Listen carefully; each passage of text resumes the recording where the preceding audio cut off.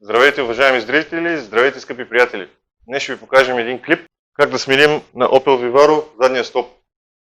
Поканил съм и двама помощници. Елате. Ако евентуално се наложи колата да се повдигне малко или да се обърне наобратно, само и само да е удобно да се работи, те ще помагат.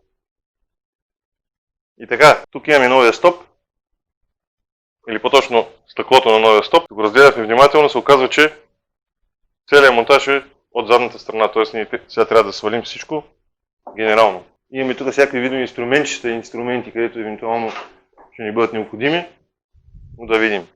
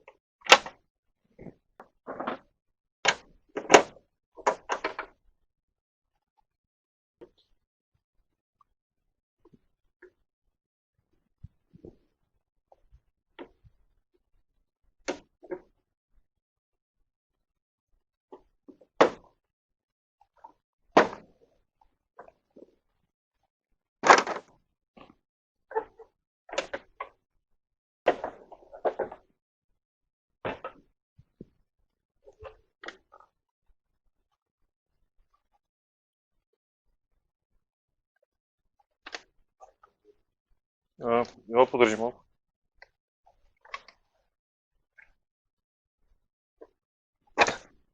Така.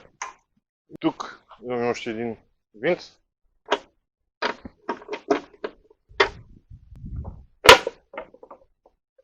Така, това е маркуче за стъкломиещо устройство.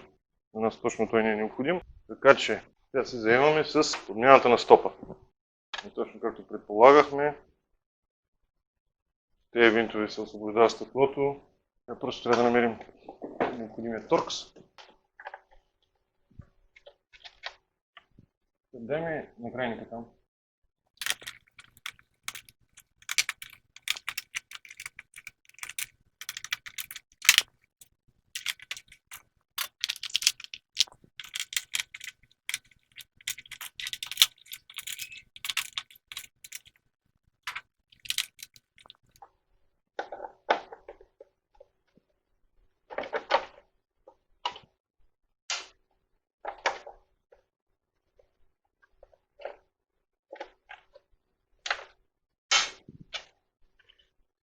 Пациента ни е прясно боядисан и поради тази причина се опитваме да запазим блясъка възможно най-добър. Така, според мен това са всички винтове, които можем да махнем, така че ще се опитаме да запазим стъклото.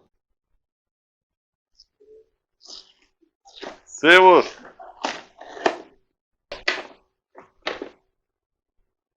Така, ето го и стария. Отвъртаме лекичко и го изваждаме. Отвъртаме лекичко и го изваждаме. Тук имаме една скобичка. Време ще махнем кружките, за да не ги повредим. И ще се опитаме да махнем. Тоест една отвъртицата ще подеш.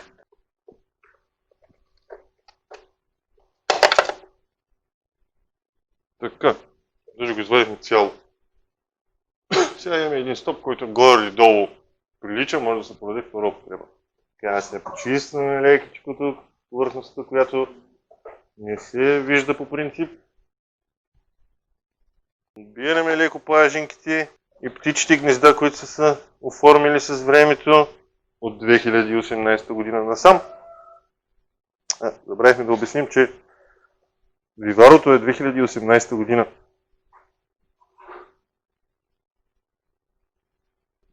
Тук има лек белек останал от сивия скотч. Тук виждаме някакви малки следи, останали от катастрофата. Сега поставяме новото стъкло.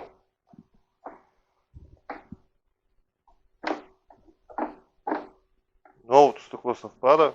Този път ще прибегнем към малко машинно завиване.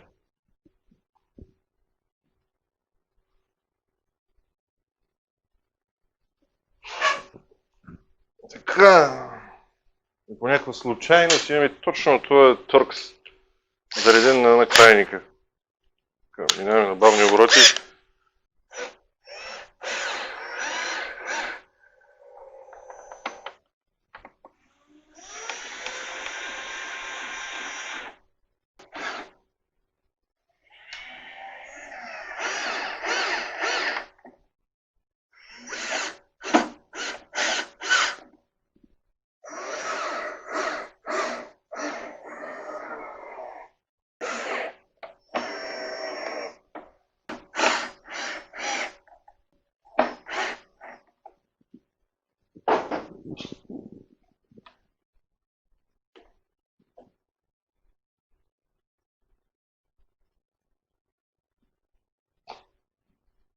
Съвсем като истински изглежда.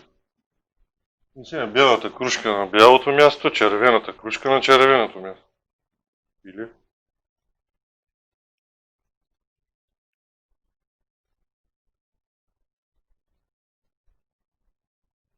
Червената кружка на бялото място, бялата на червеното място. По принцип така е направено, че едва ли някой може да се обърка. Да.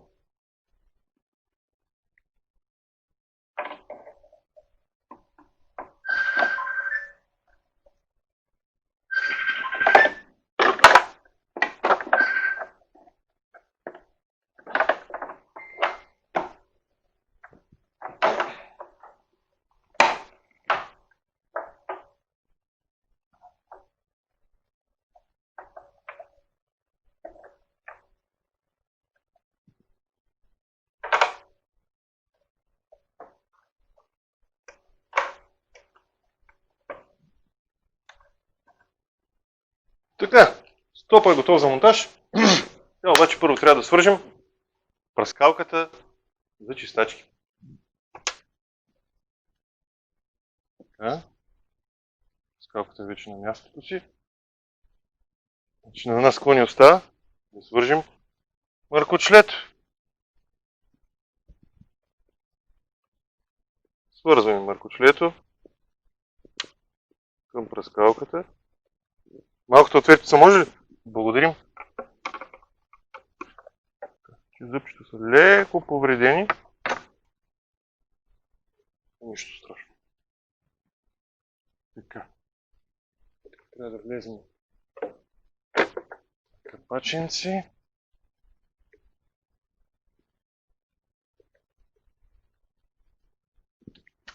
След това обратно завиваме винчето.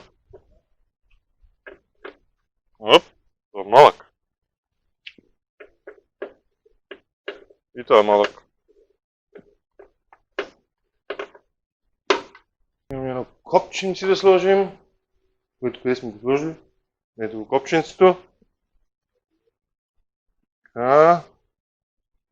Дърпваме го, биваме му го и готово.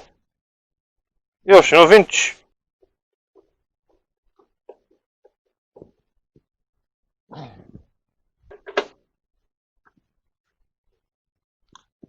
Затягаме с 25 нютона.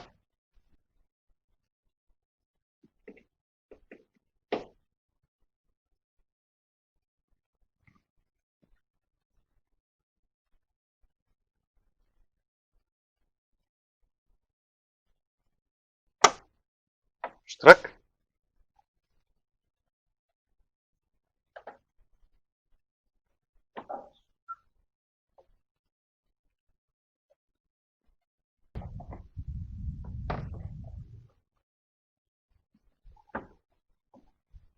Леко ще го претвори. Така.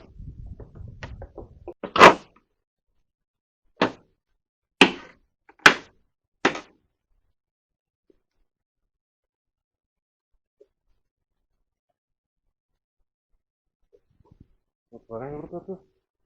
И завиваме винчетата.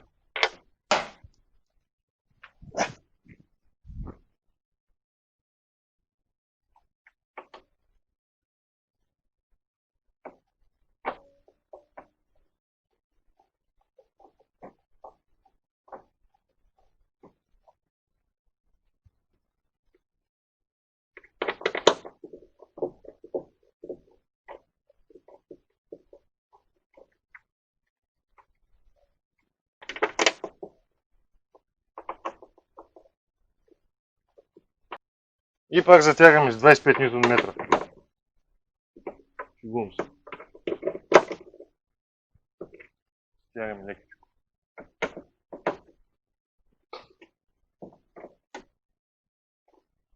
Така, и сега проверяваме какво сме направили. Трябва си да пробваме дали свети. Така, мигачи, десен, десния не свети. Аварийни дай. Добре, спри. Сваляме на ново.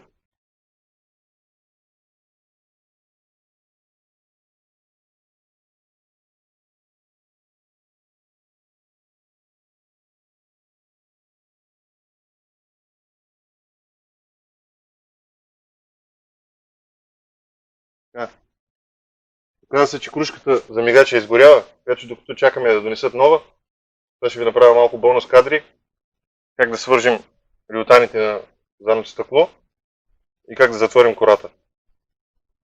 Много важно в това видео. Ако искате да си смените кружката на задния стоп, трябва всичко това да го свалите. Аз съм сигурен, че в Opel Service ви очакват с голямо удоволствие, но видяхте, че не е чак толкова сложно. Слагаме си отново капачките. Тук вътре някъде се намират и кабелчета, към че трябва да свържим риотаните. И сега с напипване.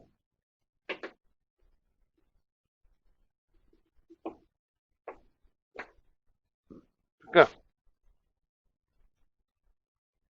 И сега какво имаме тук?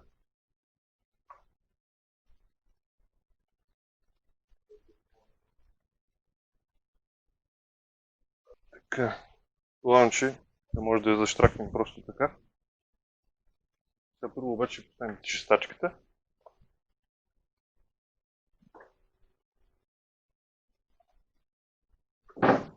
Правим си гуменото уплътнение.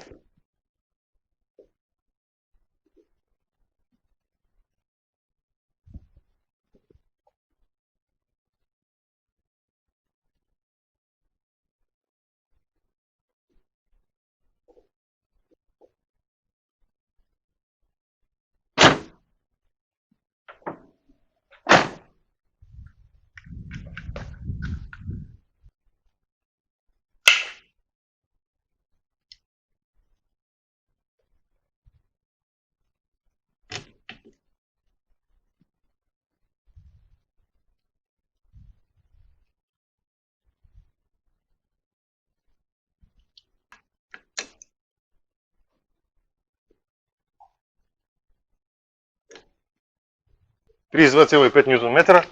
Затягаме.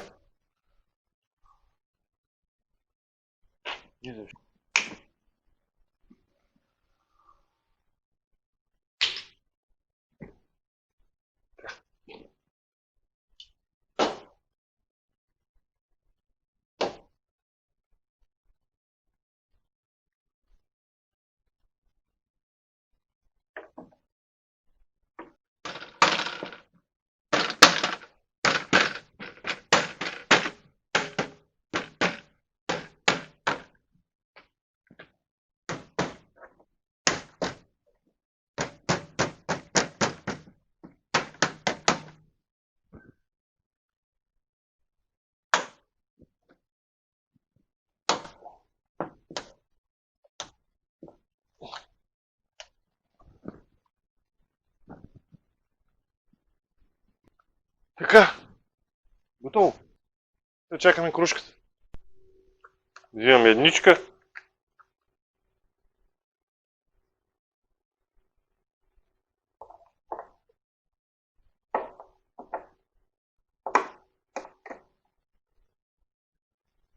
Сега ще изхитрим малко и ще пробваме преди да сме затворили. Да. Дали всичко свети.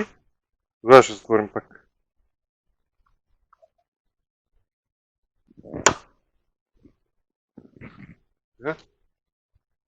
Мига! Дай да видим дали спира. Пусни! Пак. Готово. Гаси. И така. Скъпи собственици на Opel Vivaro, всеки път, когато ви се налага да си смените кружката, трябва да правите тази процедура. Нищо сложно, реално, но честно казано и по-леснички съм виждал.